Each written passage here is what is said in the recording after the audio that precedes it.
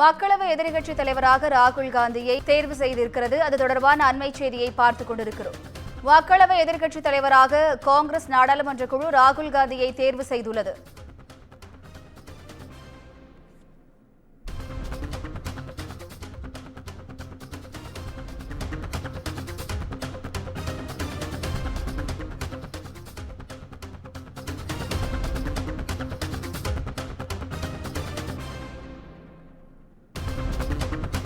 காங்கிரஸ் நாடாளுமன்ற குழு கூட்டம் நடைபெற்ற நிலையில் மக்களவை எதிர்க்கட்சித் தலைவராக ராகுல் காந்தி தேர்வு செய்யப்பட்டிருக்கிறார். அது தொடர்பான அண்மை செய்தியை பார்த்துக் கொண்டிருக்கிறோம். கூடுதல் விவரங்களை செய்தியாளர் காவ்யா வழங்க கேட்கலாம். வணக்கம் காவ்யா, இது தொடர்பான கூடுதல் விவரங்களை பதிவு பண்ணுங்க. வணக்கம். டெல்லியில் நாடாளுமன்ற காங்கிரஸ் குழு கூட்டம் நடைபெற்று வரும் நிலையில் மக்களவை எதிர்க்கட்சி தலைவராக ராகுல் காந்தி தேர்வு செய்யப்பட வாய்ப்புள்ளதாக தகவல் வெளியாகி இருக்கிறது.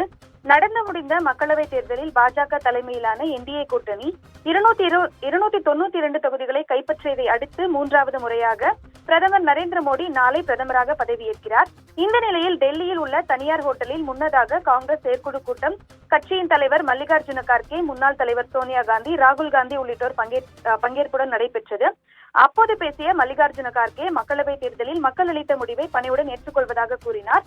இதனைத் தொடர்ந்து மக்களவை காங்கிரஸ் குழு தலைவராக ராகுல் காந்தியை ஒருமனதாக தேர்வு செய்து செயற்குழுவில் தீர்மானம் என்பது நிறைவேற்றப்பட்டது.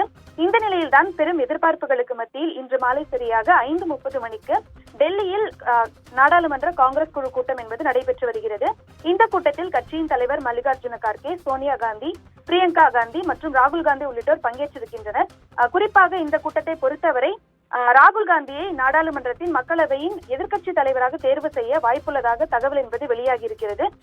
இதனைத் தொடர்ந்து அதிகாரப்பூர்வ அறிவிப்பு என்பது இன்னும் சில மணித்துளிகளில் வெளியாகும் எனவும் கூறப்படுகிறது.